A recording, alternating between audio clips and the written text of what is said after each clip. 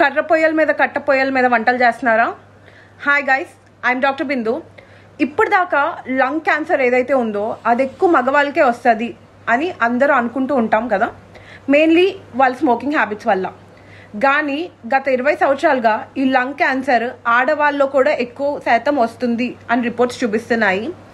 ఎందుకంటే మెయిన్లీ మీరు ఈ కట్ట పొయ్యలు కర్ర పొయ్యలు ఏదైతే వాడుతున్నారో అది వెలిగించడానికి మీరు కర్రలు కానీ బొగ్గు కానీ గడ్డి కానీ వాడుతూ ఉంటాం.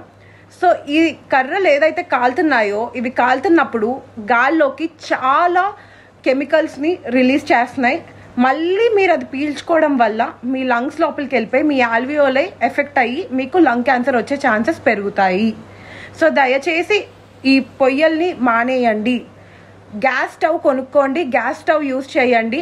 గ్యాస్ స్టవ్ కొనుక్కున్నంత మాత్రాన సరిపోదు. ఆ గదిలో మీరు ఏదైతే వంట చేస్తున్నారో ఖచ్చితంగా వెంటిలేషన్ సరిగ్గా ఉండాలి. అది మెయిన్గా గుర్తుంచుకోండి. Prevention is better then cure అంటారు కదా. సో దయచేసి మీరు కర్ర పొయ్యలు వాడొద్దు, గ్యాస్ పొయ్యలు వాడండి. అండ్ ఈ వీడియో కనుక మీకు యూస్ఫుల్ అయితే షేర్ చేయండి. Thank you, bye.